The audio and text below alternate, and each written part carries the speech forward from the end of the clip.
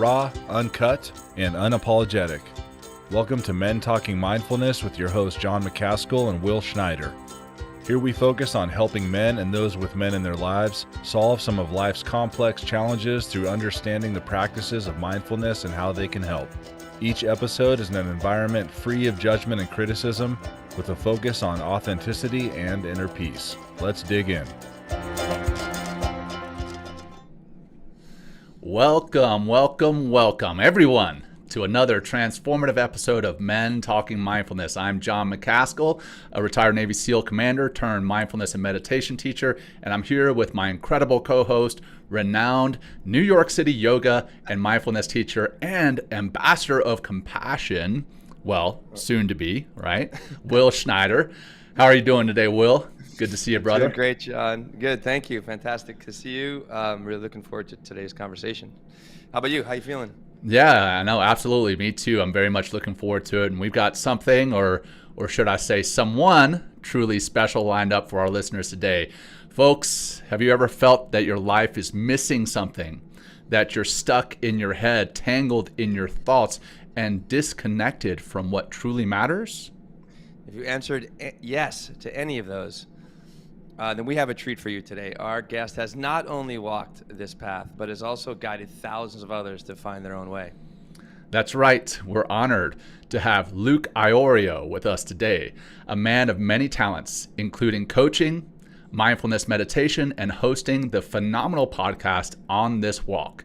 Luke is a beacon of transformation and authentic living, and today he's here to talk with us about the crucial subject of moving men from their heads into their hearts. We're diving into the essence of somatics. What the heck is somatics, you might be wondering? Well, get ready. We're going to learn all about it and how it'll help you be a better person, a more effective leader, or a better partner. So sit back, chillax, and let's get mindful. Luke, thanks for bearing with all that shenanigans. Welcome to the show, man. We're thrilled to have you here. John and Will, glad to be here, guys. Looking forward to this. All right. Well, trying some new things. But yeah, we're trying some new things. It may have sounded a little scripted. I don't know. Was it?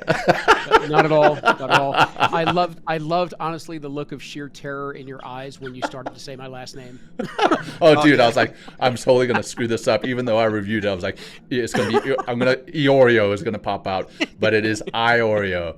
All right. Good. Yeah, right on, man. I was actually more impressed with myself that it came out correctly than anything else. Well, quick couple of announcements, and then we're going to get into our opening practice to kind of ground ourselves after all that shenanigans. Hey, everyone, our new merch store is finally open. It is at mentalkingmindfulness.com/shop. Check it out. We've got shirts, hats, coffee mugs, tumblers, and more. And I'm rocking one of the hats right here, one of my new favorite hats. And yes, as we've said in the past few episodes, you might experience some sticker shock when you go there. And we wish it could be different, but this is just the cost of doing business with print on demand. Know that we are not making a dime off of any of this merch. This is the best we can do right now. So if you want to support the podcast and if you want to support mindful living, please check out our shop, mentalkingmindfulness.com/shop. All right. Also, we're looking at starting doing these episodes where we're going to answer your questions right here live on the show with an audio memo. So please, if you have questions or comments, send us that voice memo to be played and answered on the show. Simply text MTM to 33777 and you'll get the link to record that memo. Again, that's MTM to 33777. And then lastly, please help us to grow what it is we're doing, the impact that we have through following us and supporting our social media channels. We have a new TikTok channel, we have our IG and our YouTube, and lots of great original content there that's outside of the show. So please help us to grow what it is we're wanting to do with spreading mindfulness, love, compassion, and all that goodness. All right, now I'm going to turn it over to Will for our opening practice. All right, so let's just ground ourselves, get out of our head, get into our body. This is what the breath can do. We're just going to do some very simple parachute breathing. We're going to take a pretty aggressive inhale through the nose. It sounds like this. Really trying to drop that breath down deep, and then a very long exhale out the mouth. Like you're kind of floating down to the earth, into your heart with a parachute. Let's go. Inhale. Exhale, easy out. Really long, slow, luxuriate on that exhale. And again.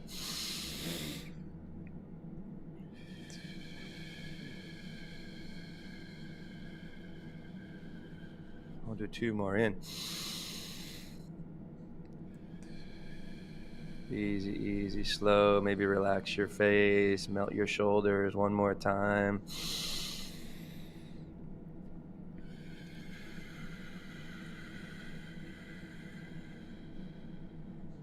Great. And maybe, wiggle your head a little side to side, bring some movement into your body, and open your eyes and get stoked. We got Luke. I'm going to say his name now. Luke Iorio. Iorio. No, Iorio. Shit. Iorio works. It is Italian. Iorio works. Oh, it is Italian. It's okay. We're just going to have you change the way you spell your name from here on out, Luke. If you would just spell it E-Y-E, Oreo, like the Oreo that we eat, that would be helpful. Like the cookie, right? Well, Luke, again, we're so honored to have you here with us today. Welcome to the Men Talking Mindfulness podcast. Let's start by sharing a bit about your journey into mindfulness and coaching. Can you give us the Reader's Digest version? Sure. And those were actually, I guess, two very, very different paths. The short story on coaching, which began coming up to on 20 years ago, was the organization that I ended up getting connected to and even running found me completely by accident, found me by happenstance. They reached out at a time that I was doing a lot of small business consulting work on the marketing and management side of things.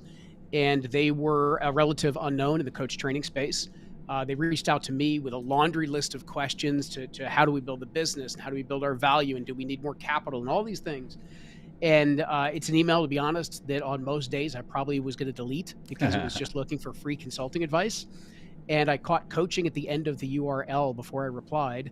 And I grew up playing sports, having absolutely no idea what I was about to get myself into. And so I checked out their website and I started to learn about this emerging field of coaching, which, so again, I guess this would have been 2004. So about 19 and a half years ago when I first discovered it. And when I started to learn more about the field, I recognized a lot of the challenges that I was running into with the entrepreneurs that I was working with, a lot of the struggles they were facing, as well as the entrepreneurs that were becoming very successful and surging forward. I'd also recognized certain things within coaching that was supporting that process. So anyway, I became engaged with the organization. I replied, hit it off with the founder and his partners. And over about the next year of working with them, it became very clear that, number one, I wanted to become a coach. So I enrolled in their program. And shortly after that, they actually hired me and brought me in internal to the organization. I came in as a partner at that time. And it began just an unbelievable ride I was with them for 17 years. And we can talk about the growth of all that. Anyway, fast forward, I am well into that career. I am CEO for about 5 years. And I ran straight into a brick wall called burnout. And when I ran into burnout, I recognized I needed to really begin to understand what's actually going on here.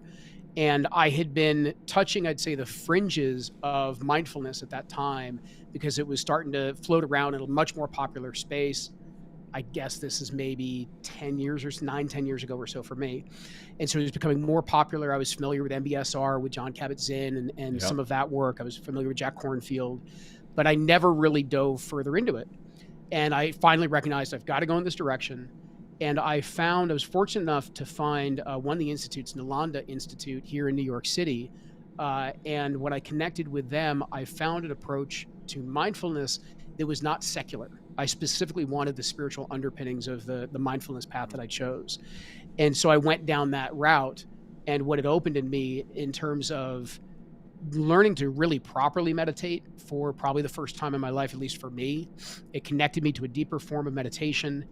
It opened me up to what we'll get into with the somatics of actually introducing me to the fact that I had a body, that there was a whole lived experience below my neck that I wasn't familiar with. Imagine that. Imagine, shocking, right?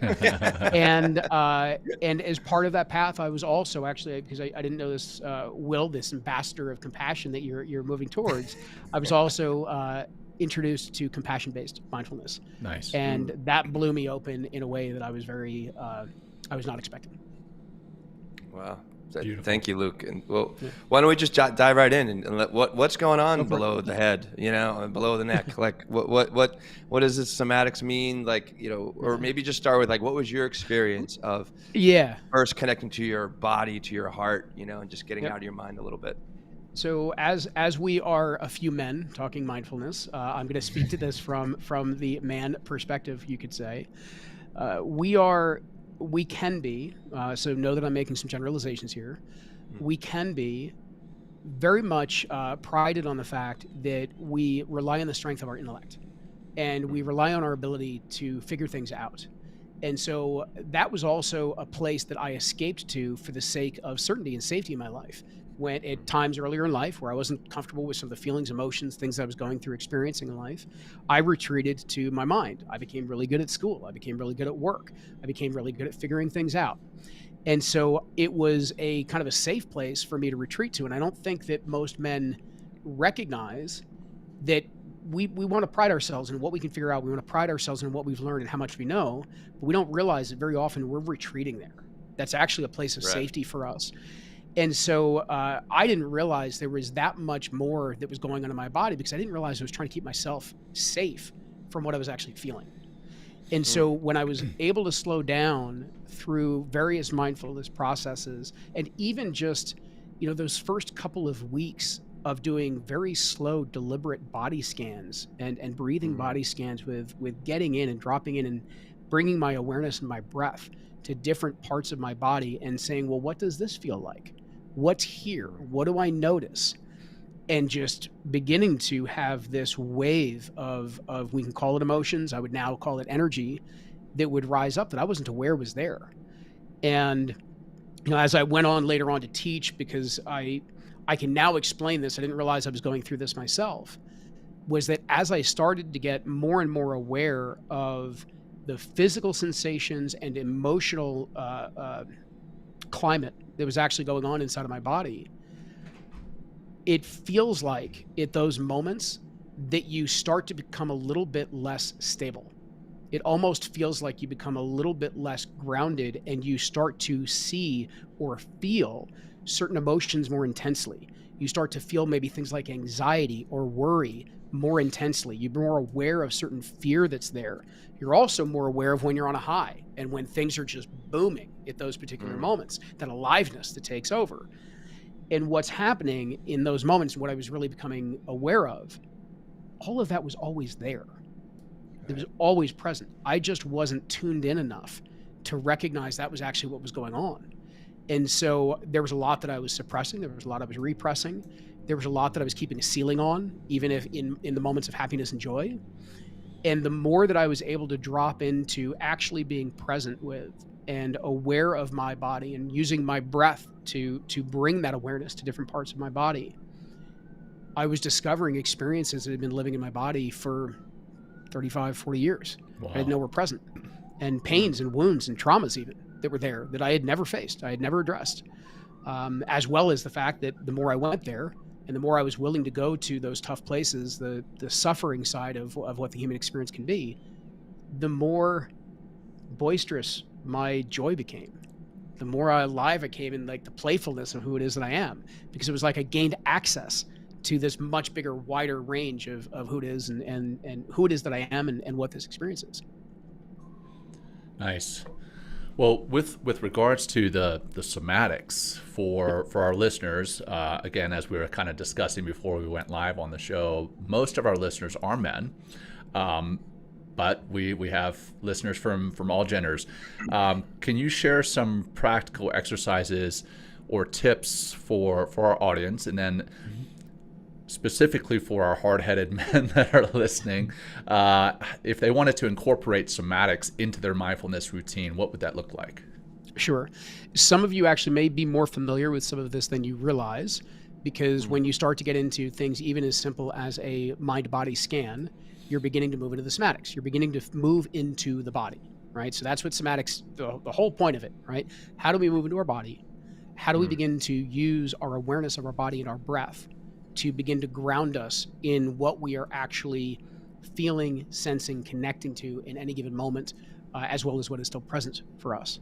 And so one of the simplest practices that you can begin is just simply a body scan and being very, very deliberate, meaning at times we will move through. So let me explain it this way. At times we will move through body scans or a lot of different mindfulness practices for the sake of relaxation, right? It was one of the challenges, actually, as much as I love what Jon Kabat-Zinn has done with MBSR, it also created an attachment to, I'm doing this to relax. I'm doing this to de-stress. And there is so much more to what a practice offers to us. Can I jump in real quick, Luke, on yeah, that? Please, go ahead.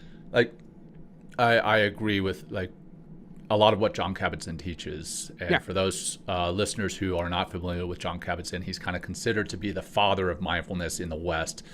He founded MBSR, which is mindfulness-based stress reduction, MBSR.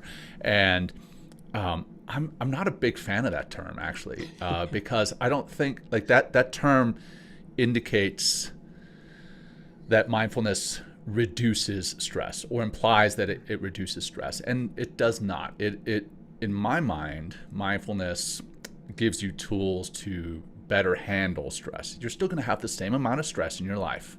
You're still going to have the same amount of anxiety in your life, but the way that you handle it, process it, look at it is completely different. And I think that's healthier. I wish the term was like mindfulness-based stress processing or something else instead of reduction. But anyway, sorry, I just needed to jump in there. No, I appreciate that. And I appreciate also the clarification of MBSR, of what I was speaking about, is that, so let me explain this way. Meditation, if we go all the way back to its roots, it was simply to become familiar with. It's really just at the base of what meditation would, how to become familiar with the mind. And when we introduce somatics, how to become familiar with all that's going on inside of who we are. So our mind, our heart, our emotions, our physical nature, our nervous systems, and our spirit, that energy, that life force that moves through us. And the challenge is that the mind, based on the way that it works, creates a filter. It creates this filter that sits between us and our direct experience of life. However, our bodies don't have that filter. We have the ability to access direct experience of what's going on in our lives if we can slow down long enough and actually begin to tune into and feel what's present and going on in our body. Is our temperature rising? Is our heartbeat starting to move faster or slower? Do we find ourselves sweating? Do we literally feel like we're grounded, or do we feel ungrounded? And how do we know that based on the sensations of what we can physically feel, that nature of who we are? So when we go into something as simple as a body scan as a practice, as opposed to scanning of, okay, what's there, what's present, let me relax that and moving on, hover. Like take time, take 40 minutes to do a body scan, and maybe you only focus on like 2 or 3 body parts. Maybe you bring all of your awareness to different parts of what's going on in your core, your lower stomach, your upper stomach, out towards your sides and your ribs. What does that feel like today? What are the emotions that are present? What's the energy that's there? Do you feel like you can breathe in fully and take all of that air and spaciousness in, or does it feel limited today? When you exhale, do you feel yourself relaxing and releasing into almost this newfound spaciousness? Do you feel like you're laying off a weight? Well, what's that weight? So when we find a way of grounding into our bodies and being slow and deliberate with our awareness, as opposed to just moving through with the intention of relaxation, we actually get to know what's going on in a much deeper way. And so that's just a very simple kind of starting practice that I would recommend for anybody to be able to do. And there are even, you can look up, whether it be body scans, you can look up yoga nidra from a kind of a sleeping meditation standpoint, right? And just as you get familiar with it, you can then take it on your own to say, wow, I love how relaxed I am after I go through it, like a yoga nidra meditation. And I noticed something was going on in my shoulder. Let me just kind of bring my awareness and my breath to what felt like something that was stuck, or that was really dense, or that was heavy today. Or let me bring it to this. I haven't noticed this like joy, this like gratefulness that's like booming in my chest right now. Let me hang out there. Let me feel like what's there. And maybe there's a message or two in that. I've been amazed by doing this work. I get probably more insight and wisdom from my body and my emotions and what I'm becoming sensitive to in that regard than I do from my mind. It's my mind then that can move it forward and make sense of where does this fit. And so it starts to switch the process around a bit. So where does, I mean, you might be scaring some of our men out there talking about feeling so much. And I mean, and you might be speaking Greek as well. Like what the hell is he talking about? Being in my body and experiencing things. And I'm making a joke, and we do have a pretty sophisticated audience, and they practice. But you know, you mentioned earlier, like safety was kind of one of your first boundaries to to getting into the somatic experience. Like, I'd love to hear like safety from what. And then maybe what are some other common boundaries that men experience as you begin to relax, scan the body, and be like, oh, okay, what's that? Like, I'm a little scared because I'm feeling this across my chest or something. Yeah. So I'm really glad that you brought it back to that as well. You know, we think at times as men that our strength, our courage comes from the ability to not just figure out, but also to act, to move into any given moment, right? And there's a time and place for that, right? You guys certainly know that. And there's also time and a place to recognize that our greatest strength is not doing something. Our greatest strength is actually to be with what's really unbelievably uncomfortable that exists inside of us. And so for me, where that began, the really long story short was that when I was 5.5 years old, lost my home in a house fire. And we were literally stopped at the top of the street by a barricade, being told, you can't go down the street, there's a major house fire. And I remember the police officer coming over and talking to my mom through the window, and my mom turning back to the officer and saying, I know, that's our house. Jeez. And I can feel that, like, and rip through me. I can feel the energy that's still there. And we literally watched the embers burn from my neighbor's home. We watched it come down, basically. And so at that moment, there were so many things that in my little 5-year-old mind, there were so many decisions that I made. And among the many that I made, one of them had to do with, I'm not safe. Not even my parents can keep me safe. And these feelings I've got going on right now, absolutely not. We got to shut that shit down. And that's what it came to. Yeah. And what I later learned was that I also needed to look at this not only from a physical safety standpoint, to what the rest of what you were asking, Will, of how else is this recognizable? Yeah. I was pursuing safety physically, emotionally, mentally, and spiritually, and socially, because it was something now that was a need that needed to be met. It was something operating in the background that I may have these wonderful, noble beliefs. I may have these wonderful values of who it is that I want to be in the world. But if my need for safety felt compromised, I was going to retreat. And I was going to move into this place that felt like I was protected and guarded. And for me, I got really good at doing that with my mind. I got really good, and it was really safe to go there. And so what does that look like? Yeah, relationally, I was going to say, how does that manifest? Yeah, please. How does that actually look? So relationally, it means needing to be right, needing to prove your point. It means that a different way of saying that, which was probably more true for me, was needing to be understood. So if I need to be understood, I'm not taking the time to understand you. And so it puts up this barrier, this wall for us relationally. I need to be right. I need to be understood. I need to be heard. Because to me, if those things are met, then I'm safe. But if I'm not understood, I'm not heard, I'm not listened to, then I'm not safe. And so I was equating that from a relationship standpoint. I was very difficult for, even my wife was very difficult to get to know me in many respects, because I was very guarded in many ways. That speaks then to some of the emotional side of things, is that emotionally, how would that show up? It would show up through aggravation. It would show up through frustration. It would show up through anger. It would, show up through just kind of that overwhelming energy of, I need to prove myself. I need to do these types of things. And so I've got to portray myself that way, which will tap into the mental. I'll get to that in a second, because I didn't want people to know that inside I was feeling like a fraud. I was feeling like I'm not actually who I'm portraying myself to be. I don't feel safe. I feel like maybe if people really got to know me, maybe they won't like me. They'll reject me. Brings you into the mental side. So mentally, how do we keep safe? We keep safe through the identity that we want people to see. How do we want to present ourselves to the world? And then how do we remain consistent to that identity in the world? Because, and I went through this even very recently, when I left IPAC, I stepped down. The start of it was after I burnt out. I knew I had to change paths, and I went on about a 2-year process of finding my replacement, bringing them aboard, training them as CEO, and then letting them fly. And I remember the day, and to my business partner, Joan, who's the current CEO of IPAC, I remember the day that we announced her as CEO, and I couldn't have been happier. Like, this is amazing. I'm finally, like, I feel like I'm moving on to something new. She is so well positioned for this. She's got this. This is great. The very next morning, I woke up in sheer terror.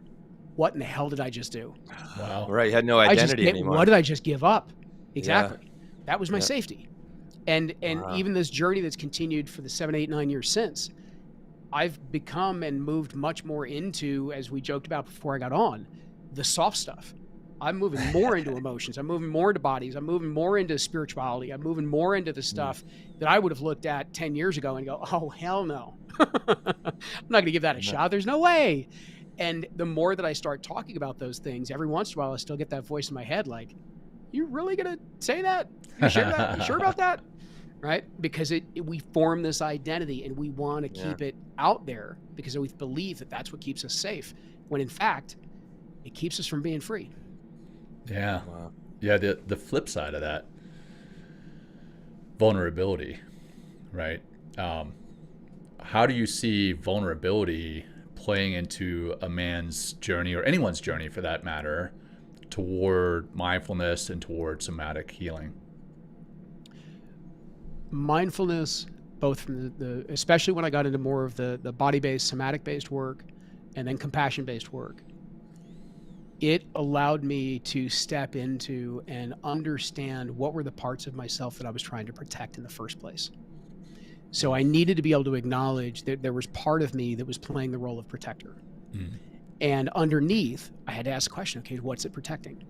And that's our vulnerabilities, right? That's the playful side, the innocent side, the part of us that wants to be who we were when we were 4 or 5 years old, when every single one of us was deliciously weird in our lives, right? And think about my little boy right now. Right? We want that, right?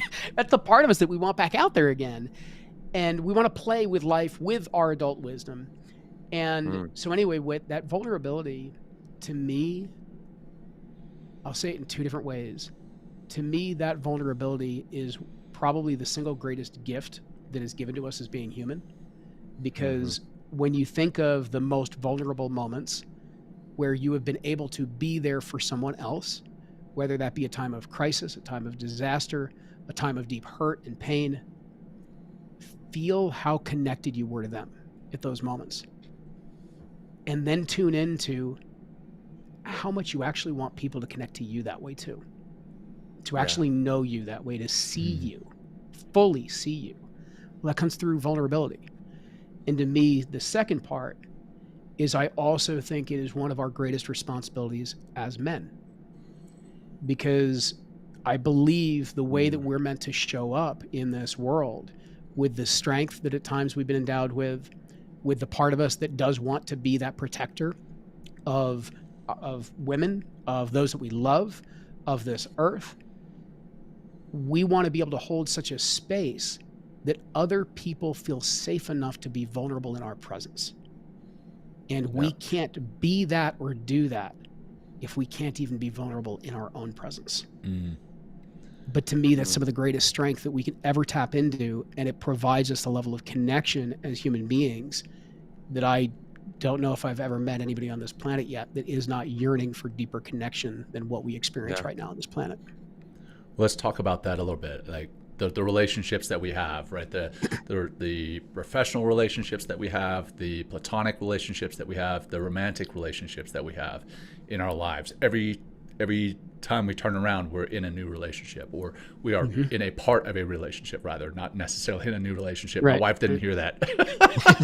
I don't want her to think I'm in a new romantic relationship every time I turn around. You're rediscovering your romantic relationship with your wife. That's right. Exactly. Always. That's what I meant. Thanks, guys. I'm turning bright red. I don't know if you can tell that. But how does that affect how does the mindfulness and the somatics affect a man's relationships?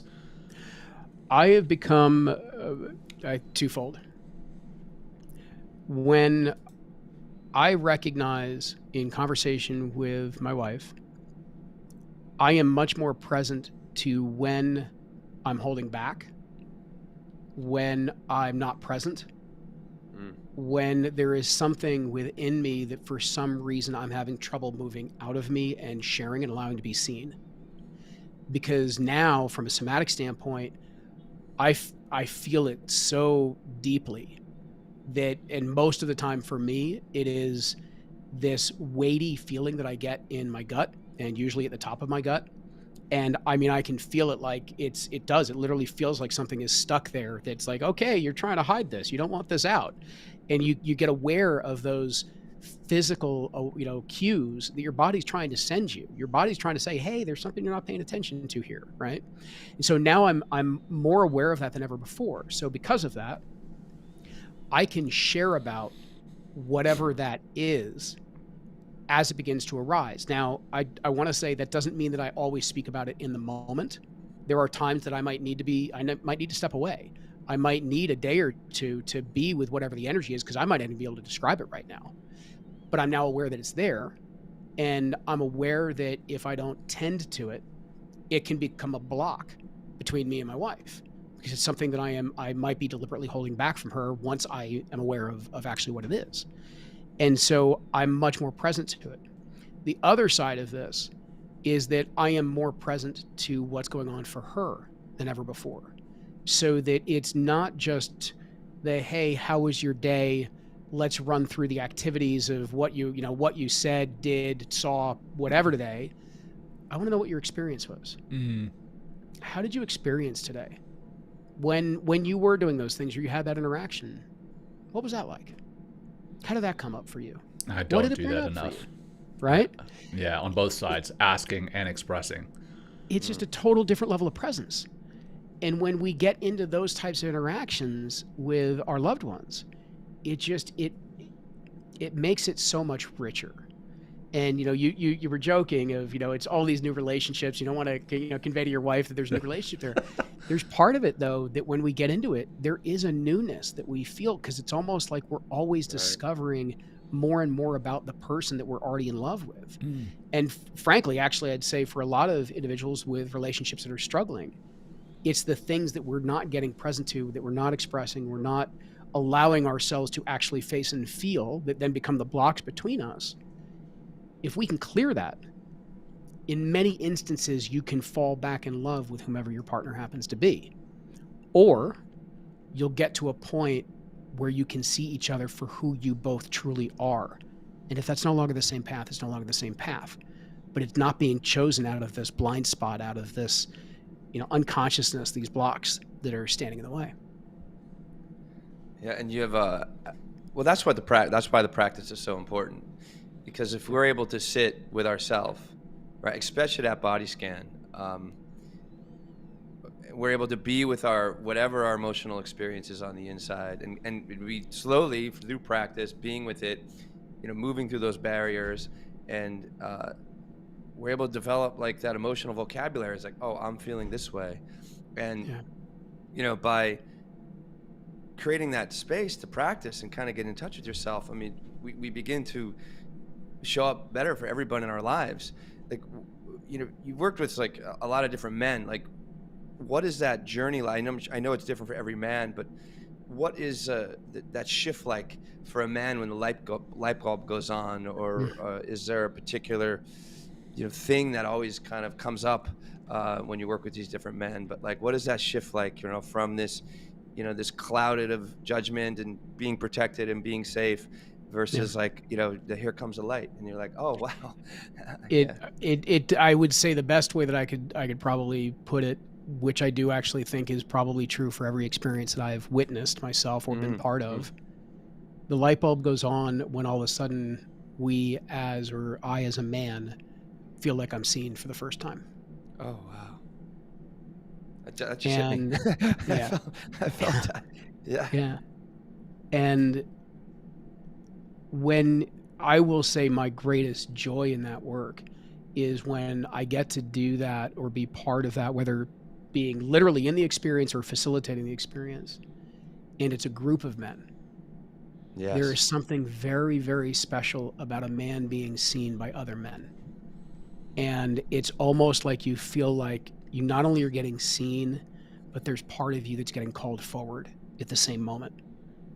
And that's the you that's always been in there that you want to emerge and lead your life with, and lead your relationships with, and show up and lead your career with. And when you connect to that, you can't unsee it.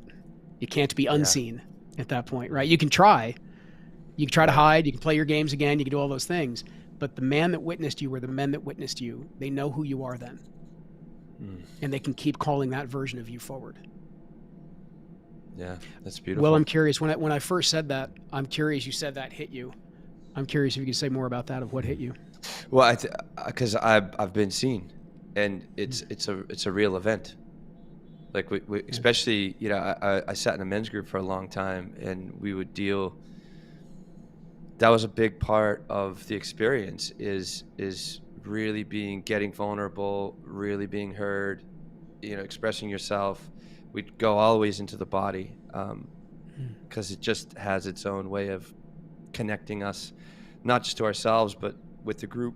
When you're really in that, it's just like it gets into that limbic system. It's not of the conscious mind or the intellectual mind. It's of a part of the body that allows us to connect more deeply, not just to ourselves, but when we get to that deeper place, we connect to everybody. And then to be asked to be called forth and not be afraid, and just be with who you are, how you are right in that moment. It's transformative. And when that light turns on, you carry that light with you. And there's definitely a greater willingness to see not just other men, but everyone that way.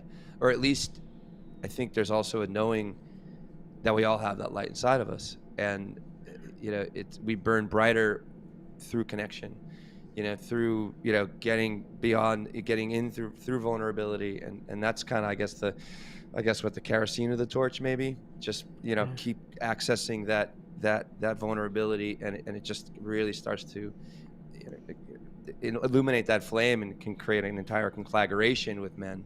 And it's just so incredibly powerful, especially when men come together in a vulnerable space. And I've done that. I've been in those circles, and it's some of the most fulfilling, happiest times of my life is being in a group of men, being seen by a group of men, and then what comes forward is that playfulness, is the whole like, oh, here I am, and I don't need to perform, I don't need to hide, I can just be who I am and be seen, and I'm seeing everyone else as they are, and you just really get into that authentic nature, and it's just it's really transformative, and I love that what you're saying. It's like it happens. There's a light that goes on, and it's from being seen. So thank you for, you know, and that gift, you can give that when you do the work, or you can give that gift to anybody, even if it's just a little moment. You just saying hi, you know, and really being there, outside of, you know, the veneers that we might hold up or something. You know, there's something also that you kind of teased within there too for me. One is that, you know, we very often, I heard you say it before, and I know this was only part of the description, was that mindfulness connects us to a set of tools, right? It's a set of tools that we're able to use and to navigate by. And as this discussion has gone, mindfulness is also a gateway. It's a gateway into a much deeper understanding of who it is that we are. And when we can then be in those spaces, that we can allow ourselves to be seen, and we can be present enough to see another, there is one of the most beautiful things that occurs. And you mentioned it in terms of connection, but I want to say it this way. We discover we're not alone. For everyone that's listening, but I am specifically speaking to men at the moment. We feel so freaking alone. And it's why there's problems with isolation right now. There's a problem with lack of friendship and relationships for men right now, in a much more deleterious way than even for women as they track the stats over the last 30 years. And when we get in our mind and we stay in the thoughts and the stories and the content of our minds, it gets so isolating, and we separate ourselves so easily from others, and we forget that there are other men having the experience that we are going through right now. But we don't get to know that unless we can drop beneath it. Right? We've got to be able to drop beneath it, and our bodies provide a gateway to that. Our bodies allow our nervous systems to relax, to regenerate, and to actually produce the feeling of safety from right within ourselves. That's part of the beauty of the somatics. It's not just the awareness. We can actually produce safety within ourselves, so that we can then open up and have these types of connections and conversations, so we can actually be seen and allow ourselves to be so present we can see another. And in those moments, we recognize, oh my gosh, we're not alone. Yeah. But I think we're also seeing ourselves, right? Like seeing who we truly 100%. are, and appreciating that person, who we are without our masks on, without our armor on, seeing who we truly are.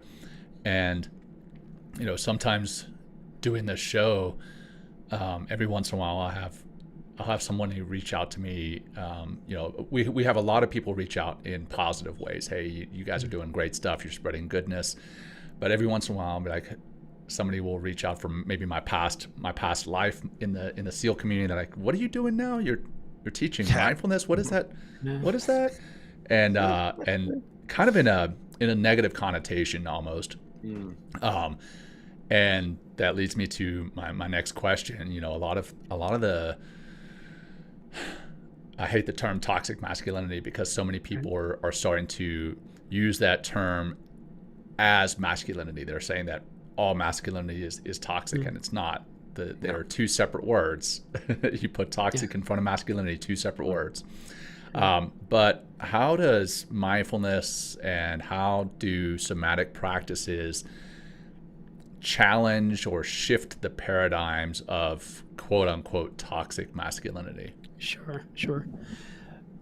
One is I want to reframe the language around it, because exactly that of you know what we mean by toxic, because that's now taken on this pejorative energy inside of the world of what we think that means. And I just want to simply say it as imbalanced. It's imbalanced or unconscious masculine. Shadow masculine would be another way of saying it. And so what has usually happened, and what we have seen play out, and this is true in everything from the way that masculinity is portrayed of leading to violence, as well as the way that masculinity is portrayed in leading to the pursuit of power, and all of those types of forms, right? And that imbalance largely stems from the fact that we have not been shown a way or modeled a way of how to get with the hurts and the wounds that we're trying to cover up. And so almost, if you look behind aggression, that aggression is because of, more likely than not, somebody hasn't felt safe. Right. They're trying to overcompensate for something. It is their way of protecting their world. And we protect either through physical means, violence, or we protect through emotional and mental means, power. And so we go in these different directions, and that's what has played out in the world. That's, you know, that's what we've seen, and all the statistics that are out there. It doesn't tell me there's something wrong with masculinity. It tells me that men are hurting. Yeah. And I'll be honest, I feel the emotion of even saying that at the moment. Men are hurting. They're in pain. We are acting from a place of woundedness when we see these stories get played out. So why is this so important? Is it's actually start to learn how it is that we can turn towards the real energy that's causing the challenges. We've, you know, got a society that everything is a lotion, potion, pill of how it is that we're going to fix something that is all about fixing all these symptoms, and nothing is about cause. We don't think systemically enough or holistically enough to be able to actually get down to cause. And you can't do that unless you're quiet, unless you can understand what it means to be in stillness, unless you're willing to sit through so much discomfort because you know somewhere there is something on the other side of it. And instead of sitting in those discomforts and that pain or the wound that is there, and I do not mean to dismiss the severity of some people's wounds and traumas. They're massive and significant. And we need to find a way individually and collectively to begin to sit with it. Because when we get to the other side, we no longer have to act from that wounded place. We don't need to act from a place that is trying to protect from a place of lack of safety or dominance. We can actually truly begin to see one another once again, and we can recognize, okay, here's a situation that is maybe very inappropriate, maybe a situation where somebody's being taken advantage of. But I can now approach that in my full embodied masculine leader self, where I'm conscious of how I'm moving forward. I can understand what's going on. I can see the dynamics that are at play. I can see the woundedness of the individuals that are at play right now. I can see their traumas playing out. And it's not my trauma and my wound interacting with them. Instead, I can hold space for it, and I can interact with it in a way that starts to bring consciousness and light back to what is actually unfolding. Those are the individuals that I know, for me, those are the ones that I want as the masculine leaders of this world, whether they be a father, first and foremost, whether they be a brother, whether it's friends and colleagues like ourselves, or whether you then do take it into the military and take it into law enforcement, take it into politics, take it into the top of our corporations. When we can sit with that discomfort. I've heard it phrased many ways. One of the organizations that I'm connected to, Man on Fire, they love talking about what they've learned from studying the Buddha, and that suffering is nothing more than the avoidance of suffering, is the way that they like to simplify that first tenet, right, of Buddhism. We need to be able to learn how to face our suffering. We need to learn how to go there, to face it, to feel it, to be with it, and no longer let it run our lives. That's freedom. Freedom is not dominance. Freedom is not trying to say, no, I'm going to clear all this other stuff out of the way, and I'm going to be the one in control, and therefore I get to do what I want. It's not freedom. That's you just playing out the routine that's been programmed in you.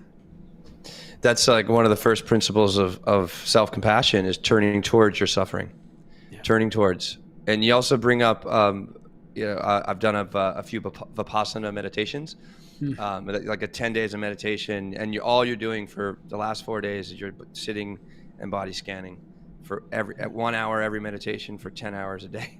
It's very intense. And, but I think with a lot of like what men get so busy and they keep doing, and you bring up stillness, and to get still, to get into the non-doing, that's when you are able to, the mind's not working anymore, because it's not about like, I got to check this box and do this thing, get over here and, read this, think about that, plan this. It's just like, oh, I'm right here with myself. And you get really still. And it's through that practice of Vipassana. And we have a whole podcast on my experience. I think it was, well, I don't know if it was last May or something like that, talking about the experience, but, you really get to stop, and it gets very uncomfortable, because all that agitation, all those things on the inside that we're hiding from start to come out, and they start to come out in very, very different ways.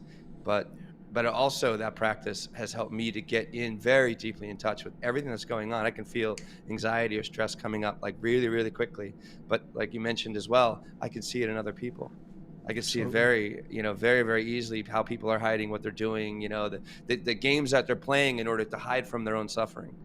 And you're also teeing up something beautiful. Our guest next week talks about there's 7 major micro traumas that occur in our life, limiting beliefs, he calls them, in his book, Code to Joy. And you have to understand all these 7. And one of them is safety. There's another 6 more. I don't know all of them right now, but that's like that. This is the process. I mean, it's every episode in some way we come back to this one core tenet of mindfulness and transformation is getting still, being vulnerable, and then living through that vulnerability, but also connecting to yourself, but to the greater world out there. And it's everything that a lot of the work that John and I have done with the retreats we're doing a mastermind right now, and it's just amazing to see men wake up.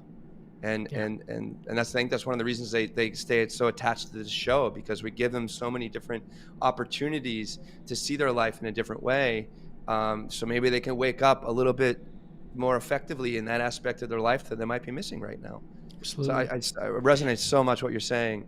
Luke, thank you. This is so wonderful, wonderful. I appreciate that, Will. And for those men that are kind of standing at the edge of this conversation, so to speak, right? Okay, they're pushing it here of what I might be willing to try and do, and maybe they're getting a little out there with certain things. One of the greatest values, and I've never seen this not to be true for all men, one of our greatest values that we share collectively is freedom. We want to feel free. Right. We forget that freedom, first and foremost, this was a tough lesson for me to learn. Freedom is actually here in the mind, it's here in the heart, it's here in the body, it's here in our spirit. Freedom has nothing to do with what's outside of us. And I went through life for a long time trying to, I was young entrepreneur and I was hard charging and I wanted to achieve. I wanted freedom to do what I want, when I want, with whom I want, right? Completely circumstantial. It was all about the way the world needed to look, the way the circumstances of my life needed to look for me to feel like I had freedom. And as soon as I started to say, no, that's actually not what freedom is. Freedom is within.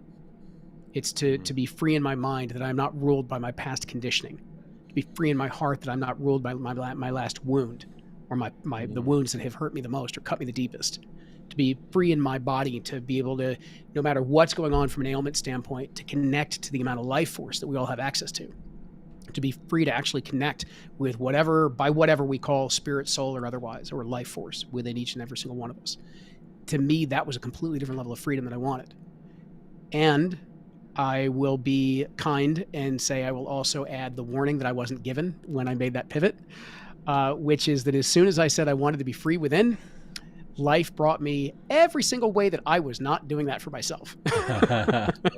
And it was just kind of one situation after the next of, oh, so you want to be free within. All right, well, let's bring up this conditioning. Let's bring up this old issue. Let's bring up this belief. And it just kept presenting me with all the ways that I had built my own prison. That's what burnt me out. It was not the amount of work. Sure, I was working tons. I had a big workload. It had nothing to do with why I burnt out. I was taking care of my body at least reasonably well. Doesn't matter. It was all internal. It was all emotional and mental. So, what does your practice look like now in order to stay fresh, to stay open? Like, how do you kind of keep this health moving and going? Combination of a lot of things. So let me first preface it with this. The way that I like to approach my practice, and I'll say this is predominantly my morning practice, although I do have a few evening routines, but mostly my morning practice, is that I've got about 5 to 7 practices that are my go-to practices. I do not do them all every single day, meaning that I want to give myself a little space to recognize I feel different on different days. And I want to have, for me, variety is something that's important, a menu that still keeps me connected to the path that I want to be on. So I use a variety of these on any given day. I do tend to sit for some form of meditation. Mindfulness based. Most of it is me really truly just allowing myself to drop into my body and be present with what's actually here in my body on that particular morning. I usually do that for anywhere between 10 to 15 minutes. After that, I usually connect briefly to a gratitude practice. One of the things that that I've done gratitude off and on through the years. It was when I was finally allowed myself, I should say, to truly actually feel the gratitude in my body. There's a big difference between listing what you're grateful for and allowing yourself to actually feel it. I do that after meditation because my body's more open at that moment. It's more tuned in to be able to feel. So that's when I'll introduce the gratitude. And the way that I do it actually follows a lot of what the Heart Math Institute teaches around heart coherence, is bringing in that level of gratitude to our hearts. So from a nervous system standpoint, we can drop into heart coherence or our parasympathetic nervous system. So that's another part of it. Some days I journal. That's kind of one of those things that comes and goes, depending on what needs to move through me at any given moment. There is another practice that I do daily pretty much at this point, which is referred to as consciousness exercises. They're a form of kind of a somatic breath work that I do that are connected to different stages of awareness and consciousness that I may be going through. That's what I learned through Men on Fire and my friends there. And I also tend to make sure that pretty much every single day I get outside for at least an hour. And I try to make at least a portion of that non-exercise. So it's great. I love exercising outdoors. I'm part of an organization that does that every single day. Every single workout's always outdoors.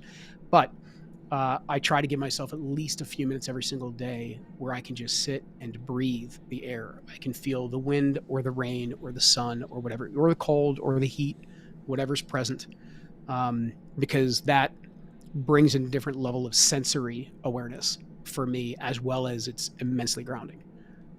So those are some of the, so that's core to, all of those are core to the practice. Nice. Yeah. Well, let's shift a little bit to what it is you're doing. I know we talked about your podcast, On This Walk. Yep. You offer retreats and a couple of things. One, let's talk about the podcast for our audience. If they wanted to come over and listen to your podcast, maybe they already do. Are there any episodes or conversations that you feel resonate strongly with today's topic? Yeah, I mean, I would say a few. So if you go and listen to On This Walk, wherever you're tuning into the audio side of this podcast, there's a few very, very early on. If you want to hear my core story, go all the way back to the beginning. But I think it was episode 3. I did a talk with Ashanti Branch and another guest on the masks that we wear. That's one that I consistently I hear conversations on over and over and over again. And actually, the very last podcast that I recorded with Jed Diamond is really about the awareness of where men are right now, and what he's doing as a moonshot for mankind kind of project. Yeah. It's really speaking to the hurt that men are in right now, and how is it that we begin to move past the loneliness.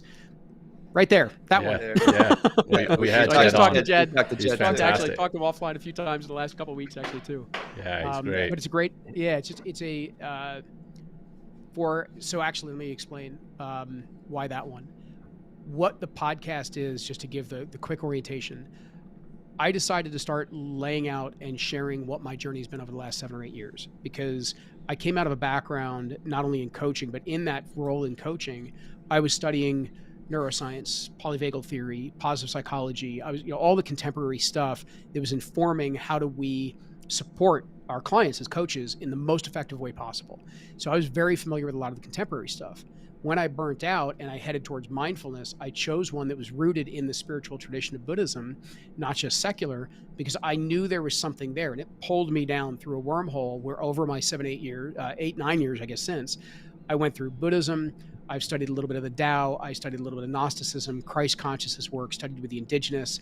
And so I got the spiritual side that frankly was the stuff that we had figured out 2,000, 3,000 years ago that modern science is looking back on and going, yeah, they got it. They were right.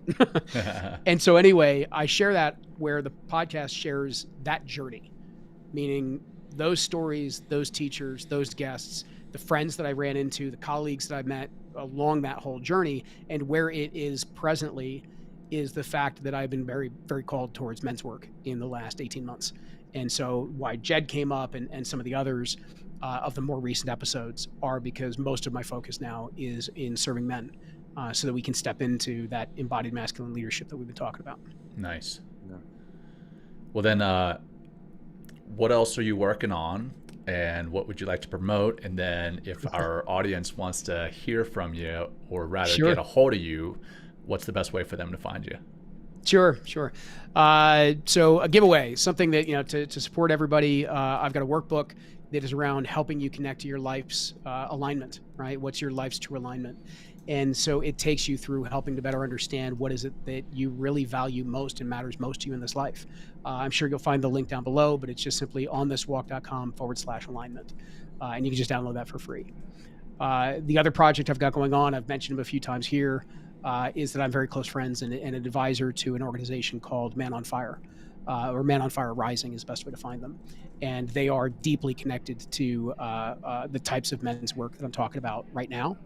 And if you want to find me, you can look up onthiswalk.com. You can find Luke Iorio on any of the socials, whether it be LinkedIn or Facebook or Instagram, any of that. And I'd love to hear from you guys. Anything that's come up, that you want to ask, by all means, please reach out. Happy to have a conversation. Yeah, awesome, I actually have a workshop coming up in New York for men, all men, September 24th. I'll send it over. Please come if you can, or please share it with your, you're just across the bridge, but I mean, I'm sure we have some New York people, and I would really appreciate, filling that room a little bit. Absolutely. So, this has been really wonderful, Luke. I thank you for I mean, for being on our show, yes, of course, but putting the work out there and helping people understand how important it is to get in touch with their body and relaxing, and just releasing all the stuff that gets in the way of really being just a good, calm, kind, and maybe someday exceptional human being. Like it's possible for absolutely everybody, but you got to stop the rat race. You got to stop hiding from all, the things that are getting in the way of just you being who you are and really being seen. I think that was a really big thing that you mentioned today. It's just to be seen. What does that mean? Like, what is, and if anyone listening, like, what is that experience like? When's the last time you've ever been seen? And what is it like to see someone else for really who they are and the loving heart that they are? That's the thing that I really enjoy experiencing now with people I'm working with, is just, beyond all that, the how we constructed our lives based on trying to hide from so many of the thorns, if you will, those micro traumas. There's a heart in there that we can connect with, and thank you, Luke. This has really been something wonderful, and I think our audience will get a lot out of this for sure. I mean, I know I certainly did. Thank you for that, Will and John, for both of you. I will just say I absolutely appreciate and deeply appreciate the space that you guys have created. To be able to bring the message of mindfulness to a wider audience, obviously men being a big part of your demographic, I think it's just fundamentally important right now. And kind of what you were saying before, I'm kind of an example of what's possible. I found at the time that was very difficult. I was very burnt out. I was struggling a lot, and mindfulness helped open up a path to me to find a level of joy and peace in my life that at the time I didn't know was possible. And you guys are providing that. It's such a strong foundation, such an important gateway for all people, including men, to be able to explore. And I deeply, respect what you guys are doing and honor what you guys are doing. Well, thank you, brother. I appreciate that. And with that, I'm going to turn over the mic to you to run us through that final grounding practice before we say goodbye. So I'd love to have you run us through that. Absolutely. So for everybody, just do me a favor. Before you even close your eyes, just take a big, deep inhale through the nose. Nice, slow exhale through the mouth. And as your exhale completes, allow the eyes to close. And just bring that awareness to the soft, slow inhale and even slower exhale. Notice the body settling in, maybe getting a little heavier in your seat, your chair. The shoulders getting a little heavier and opening up the chest. Feel into how with every inhale you connect to just a little bit more spaciousness. Spaciousness across your collarbones as the shoulders open and the chest opens.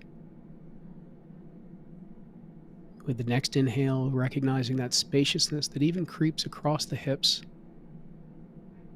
as if the hip flexors were opening up even just that little tiny bit more. And now on your exhale, finding yourself relaxing and releasing into this newfound spaciousness in your body.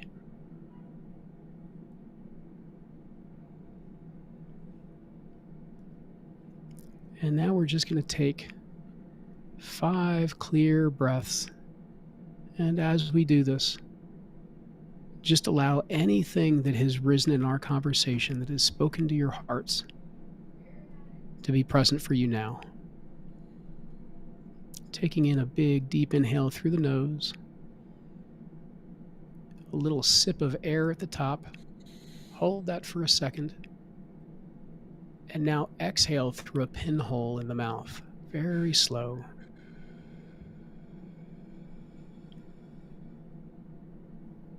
Again, a big full inhale through the nose. Little sip of air at the top. Holding for a second. And releasing gently through a pinhole in the mouth.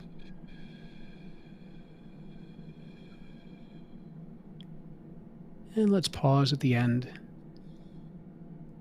And begin that next inhale, filling up at the top, and a slow exhale through a pinhole in the mouth. And just pause at the bottom of your exhale. Allow yourself to be present to the emptiness, the clearness that might be there right now. As we begin the next inhale through the nose, filling up at the top, and releasing through a pinhole in the mouth.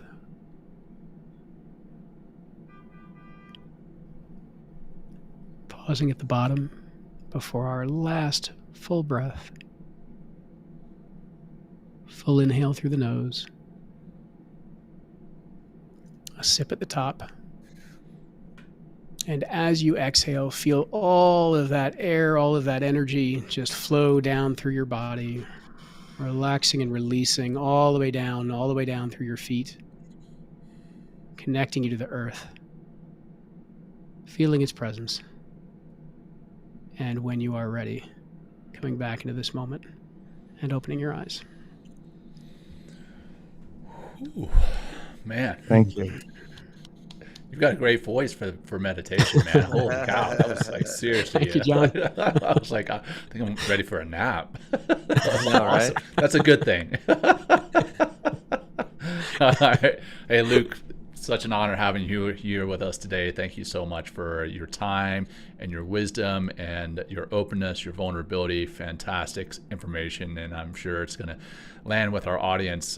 So for our audience, thanks for joining us here today, and we sincerely appreciate you tuning in, whether that's live on video, whether it's later on video on YouTube or wherever else, or whether it's in podcast form.